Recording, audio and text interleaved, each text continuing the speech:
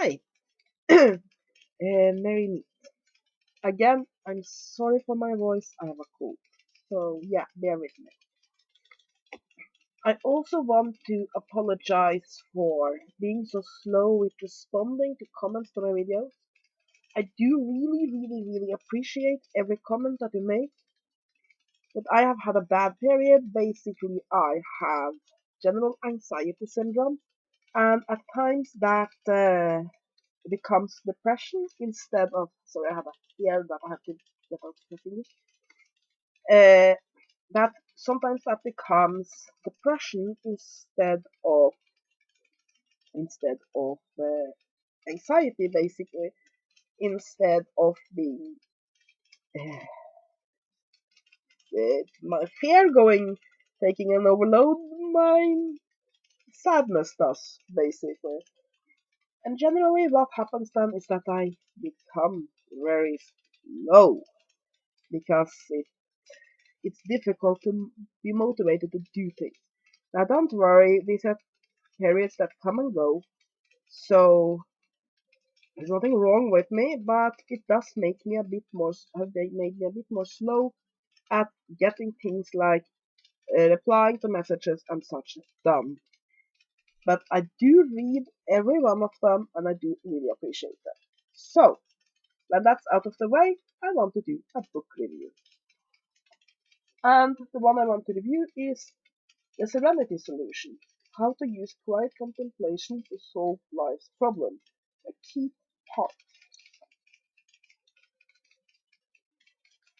Now, this isn't usually the kind of book I would go for because I'm probably not the best at quiet contemplation, but I am a sucker for Llewellyn's books, so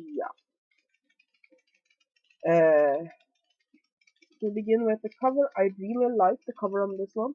It just looks serene, so it really fits. And basically, what this is, it's more of the typical new age, you live in the now, and such, to gather your thoughts and get through difficult situations or any situation really.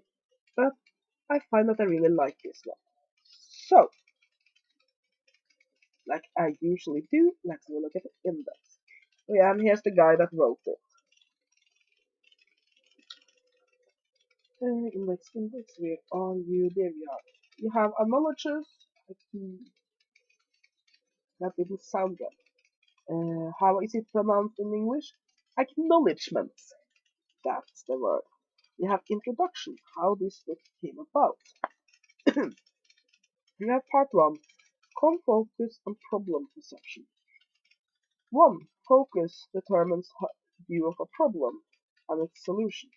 Focus as a lens and filter, autofocus and calm focus open views.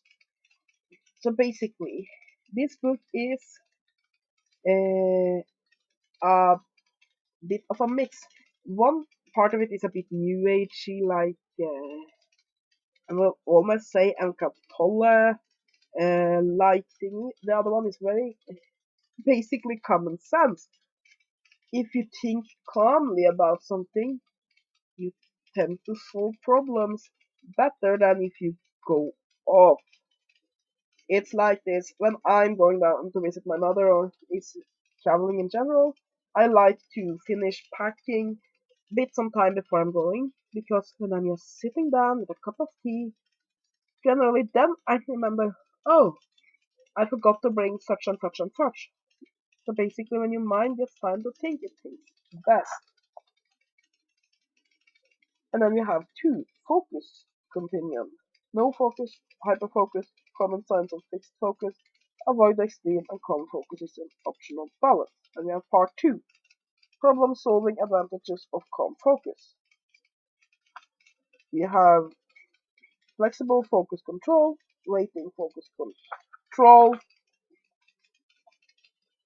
broadening awareness, detach observer mode, situation overview, extracting the central factor, opening access to background information, and we have concentrating, awareness up close, immersed mode, factor enhanced of a solution state, psychological effects of immersion. Basically, it's various ways to control how you focus on a problem. Let me take an example. This is not from the book, but it's basically the concepts here. A lot of people play computer games. And if you don't, you will have no idea what I'm talking about here, but yeah. Very often when playing, and you get stuck somewhere. Just try and try and try and try and try, and you just get more and more and more frustrated. And generally then, if you just basically how you go about facing that problem will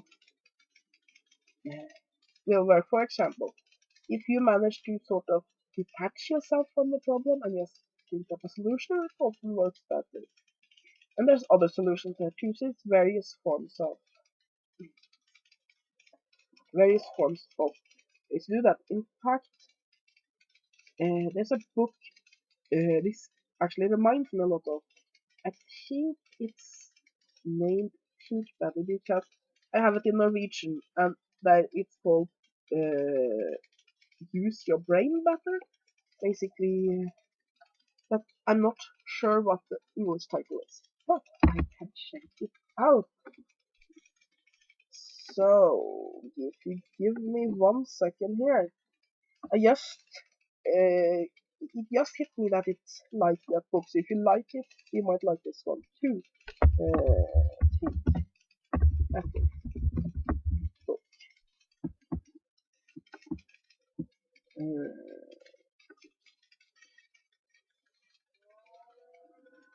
I think it might be Think Better, but I am not sure.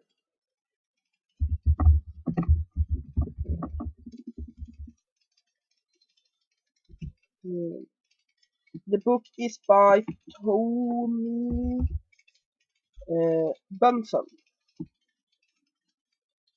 Let me see if I can find the English version. Tony Bunsen, Anna. Some. Here we go. Here we have good old Tony himself. It's the mind map book.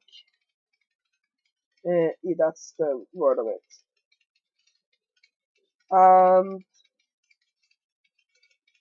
Yeah, basically any of Tony Bunsen's books because he has lots of them. I think the book I've been reading in Norwegian is sort of like several of his books turned into one or something. Anyway, if you try to if you like Tony Bunsen's books, I'm sorry about that little diversion, you will like this book because it has a lot. This is like Tony Bunsen's books, only more new age. Anyway, back to the index. We have part 3, solution targeting, a two-phase problem-solving strategy. We have overview, zooming out and framing overall bearings, troubleshooting the target, framing the overall situation, example framing dialogue. We have 8, zooming in and out of target solution, identifying target markers, pinpointing the next step, target resolving dialogue. 9, landing and staying on target, ongoing target monitoring. We have part 4, accessing broader mind, harvesting solutions from broader mind, quantum connection, evolving interconnected universe. Like I said, here we come into the new age aspect. Thought perception, thought transmission, enhancing thought perception and transmission. Thought research, harvesting broader mind exercises. 11. Observing the broader mind, identifying a fixed view, zooming out of a fixed view, mind versus brain. That sounds like a bad science fiction movie, but yeah. Well, tying it all together, practice, practice, practice, defining a life goal, the glossary, research in distant mental effects, and references. So, yes. So that's a lot of big words and concepts. What this basically is meditation and techniques for looking at problems differently instead of thinking, oh fuck, it's Christmas Eve and the turkey turned out to be bad. What do I do now? Scream, and I have 20 guests coming in 5 minutes. Basically, panic won't work there. You choose the method of looking at the problem that works the best. You sit down in a calm, detached manner, find the best solution, and work with it. And being able to do that, of course, helps solve problems. So, is it a good book? Yeah, I think it's a pretty decent book. Like all such self-help books, it makes it sound so easy, but it's not always that easy to get in it. But I do think that this book has a lot of great advice for looking at problems differently. It has some great meditations for calming down. So yeah, I think it's a good blend of French psychology and New Age. And I'm rather pleased with it. It's not the kind of book I usually go for. I had it in my shopping basket in Amazon for a while before I thought, oh, what the fuck, I'm buying some other books, I'll get it. So, yeah, it's a decent book. I mean, it's not like I say, read this book after read this book, it will change your life, but I think it's useful. It's practical, it has some good advice, so I will give it a 7 out of 10. So, yeah. The only thing I don't like, it has that velvety thingy that Llewellyn liked to put on one of their books, and that doesn't work on cardboard, people. It just makes it feel eh. Other than that, I have no problem with the book. I think it's quite nice. And that is my review of the Serenity Solution. How to use quiet contemplation to solve life's problems that keep up. Hope you have enjoyed this video. Have a great day. Blessed be.